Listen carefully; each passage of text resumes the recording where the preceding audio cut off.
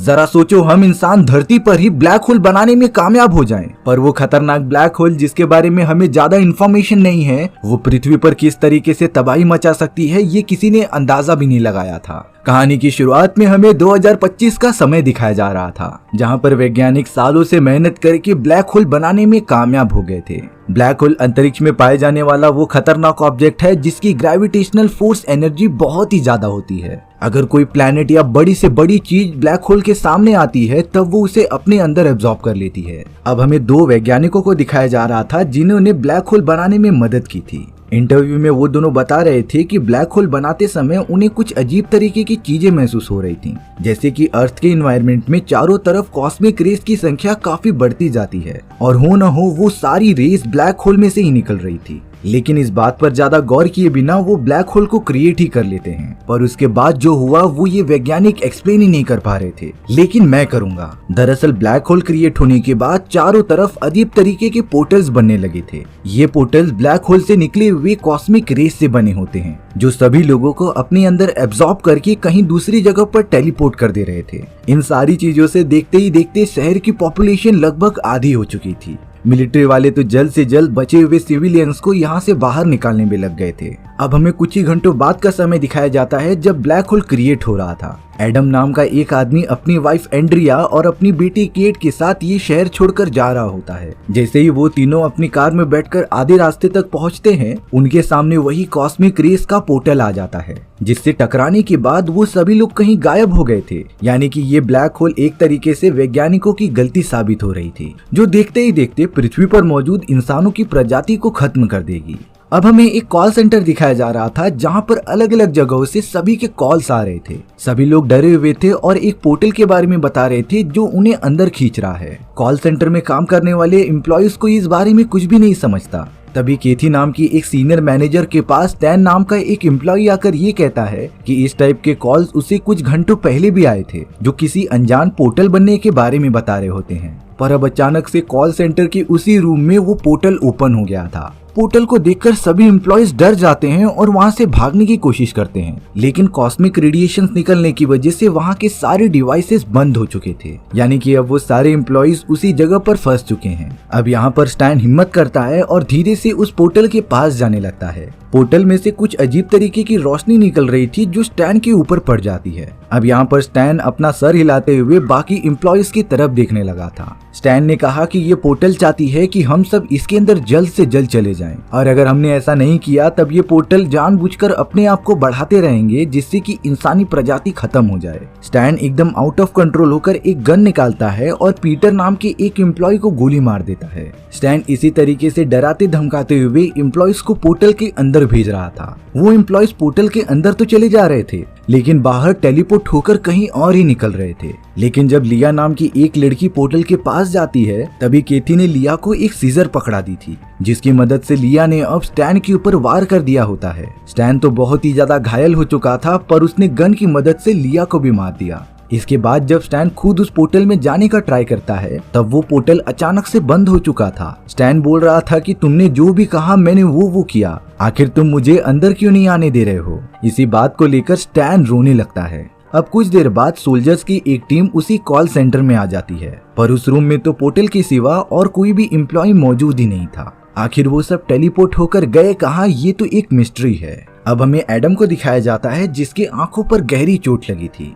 Adam जब होश में आया तब डॉक्टर उसके पास आकर ये कहती है कि तुम लकी हो, क्योंकि अब तक जो भी लोग पोर्टल से टकराए थे वो कभी बच ही नहीं पाए। लेकिन एडम पोर्टल के अंदर से जाकर बाहर आ चुका था। अब यहाँ सीनियर डॉक्टर एडम के पास आकर ये कहते हैं कि आंख में चोट लगने की वजह से उसकी आंख की रोशनी चली गई है, और अगर जल्द से जल्द ऑपरेशन नहीं किया गया तब एडम हमेशा के लिए अंधा हो जाएगा। इसीलिए अब तुरंत एडम को ऑपरेशन थिएटर में लाकर डॉक्टर उसके आंख के नीचे एक कट लगाते हैं। पर तभी अचानक एडम की आंखें एकदम से काली होने लगी थीं। ये देखकर दोनों ही डॉक्टर्स एकदम चौंक जाते हैं और यहीं पर ये सीन कट हो गया था। अब हमें ब्लैक होल क्रिएट होने के कुछ समय बाद का मोमेंट दिखाया जाता है, जहाँ पर जिल और सारा, दो बहनें, एक दूसरे से पार्किंग एरिया में बातें कर रही थी। सारा जिल से कहती है कि वो माँ बनने वाली है और वो इस बच्चे को कुछ भी हो जाए बड़ा करेगी। लेकिन यहाँ पर जिल नहीं चाहती थी कि सारा ये सब करे, क्योंकि अभी अभी सारा के पति ने उसे छोड़ा था और इस तरीके से वो किसी दूसरे से संबंध बनाएगी तब ये उसके लिए अच्छा नहीं होगा। वो दोनों इसी सारी बातों पर लड़ने लग जाती हैं। पर तभी अचानक पार्किंग एरिया की सारी लाइट्स चली गई थी और अब होना क्या था, वो ब्लैक पोर्टल भी पार्किंग एरिया में बन जाता है। उस पोर्टल से निकलने वाली कॉस्मिक रेज ने जिल को हिप्नोटाइज कर लिया था, जो पोर्टल के पास जाकर जिल को ये बताती है कि पोर्टल तुम्हें अंदर बुलाना चाहता है। पोर्टल के अंदर एक ऐसी अलग दुनिया है जहाँ पर हम जो चाहें वो कर सकते हैं। देखते ही देखते पार्किंग एरिया में मौजूद सारे लोग हिप्नोटाइज होने लग जाते हैं। वो सब तो एक एक करके पोर्टल के अंदर घुसते चले जा रहे थे। सारा देखती है कि जो लोग पोर्टल के अंदर जा रहे हैं वो दूसरी तरफ से बाहर नहीं निकल रहे हैं, यानी कि पोर्टल के अंदर कोई अलग ही दुनिया है। जिल सारा से जबरदस्ती करने लगी थी कि वो पोर्टल के अंदर जाए, लेकिन सारा ने गलती से जिल का सर जमीन से टकरा दिया था, जिससे कि जिल को जिसने भी हिप्नोटाइज किया था वो उसके चंगुल से छूट जाती है। सारा अपनी बहन जिल को लेकर वहां से भागने लगी थी, क्योंकि अब बाकी लोग जो हिप्नोटाइज हो चुके थे वो उन दोनों को पकड़कर पोर्टल में ढकेलना चाहते थे। जिल और कैसे भी करके अपनी कार में बैठकर वहां से निकलने लग जाते हैं। पर अफसोस, अब जिल फिर से हिप्नोटाइज होने लगी थी। जिल ने सारा की कार को उसी पोर्टल की तरफ मोड़ दिया था, यानी कि अब सारा के बचने के चांसेस बहुत ही कम होते हैं। उन लोगों ने तो जबरदस्ती सारा को पकड़कर पोर्टल के अंदर घुसा दिया था और अब हमें पहली बार वो सीन दिखाया जाता है कि पोर्टल के अंदर क्या है। सारा अपने आप को एक अलग ही दुनिया, यानी कि एक अलग ही डायमेंशन में पाती है, जहाँ पर जिल के हाथ में उसका बच्चा मौजूद था। पर आखिर इतनी जल्दी ये बच्चा कैसे पैदा हो सकता है? सारा को कुछ भी नहीं समझता और वो इन्हीं सारी यादों में गुम हो जाती है। अब हमें दूसरी तरफ एडम दिखाया जाता है, जिसके आंखों का ऑपरेशन हो चुका था। डॉक्टर एशली एडम को बताती हैं कि तुम्हें कुछ दिनों तक यहीं रहकर आराम करना पड़ेगा। लेकिन जब एडम शीशे के सामने जाकर अपने आंखों पर लगी हुई पट्टियों को हटाता है, तब एडम ने देखा कि उसके आंखों की पुतलियां एकदम से काली हो चुकी हैं। और अब तो एडम के अंदर से किसी शैतान की आवाज आने लगी थी, जो कह रही थी कि अब कोई भी इंसान नहीं बचने वाला। दरअसल धरती पर जो भी सारे पोर्टल्स ओपन हुए थे वो किसी अलग ही डायमेंशन के होते हैं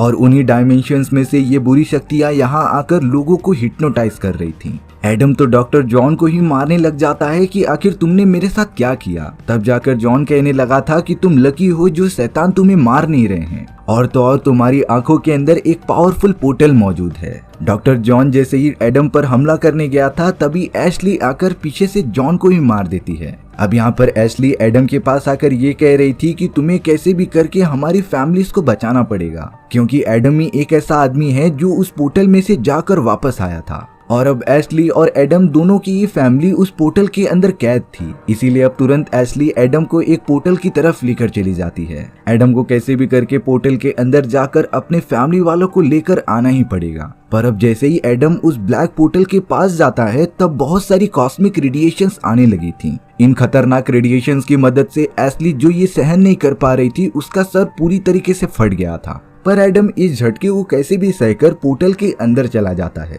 एडम ने देखा कि ये एक अलग ही दुनिया है, पर अब एडम लगातार अंदर की तरफ बढ़ने लगा था। चलते चलते एडम एक जेल के अंदर आ जाता है। एडम की आंखें एकदम से चकाचौंध रह गई थी, क्योंकि उसने जेल के अंदर खुद के एक हमशक्ल को देखा था जिसने यहाँ पर सुसाइड कर लिया होता है। उसके थोड़ी ही दूर पर एडम को अपनी बेटी केट दिखाई देती है, पर केट अब काफी बड़ी हो चुकी थी। वो तो अपने फादर एडम को पहचान ही नहीं रही होती है, जिस वजह से एडम बहुत ही ज्यादा टेंशन में आ चुका था। उसे समझता ही नहीं कि आखिर क्या हो रहा है। लेकिन जब एडम एक मिरर के पास गया, तब वही शैतान उसके सामने आ जाता है।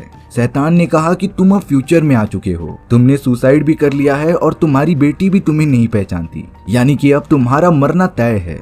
एडम पूरी तरीके से बेबस हो गया था। तब जाकर शैतान एडम से कहता है कि अगर तुम मुझे अपनी दूसरी आंख में भी पोर्टल बनाने दोगे, तब मैं तुम्हें और तुम्हारी फैमिली को अपनी असली दुनिया में भेज दूंगा। एडम इस बात के लिए तुरंत ही मान जाता है। इसीलिए अब शैतान ने एडम को अपनी दोनों आंखें बंद करने के लिए कहा। एडम के ऐसा करते ही कुछ ही देर बाद वो अपने आप को घर के सामने पाता है। ये एडम का ही घर था, इसीलिए वो अपने दरवाजे के पास खड़ा होकर चेक कर रहा था। तभी उसे उसकी वाइफ एंड्रिया और उसकी बेट केट दिखाई देती है। लेकिन अंदर जाने से पहले शैतान ने कहा कि तुम्हें मुझे दोनों आंखें देनी पड़ेंगी। एडम तुरंत ही अपनी दोनों ही आंखों को निकालकर शैतान को दे देता है, जिसके बाद पूरा सीन ही बदल गया था। अब वो समय दिखाया जाता है जब वो सारे पोर्टल्स अर्थ पर बनना स्टार्ट हुए थे।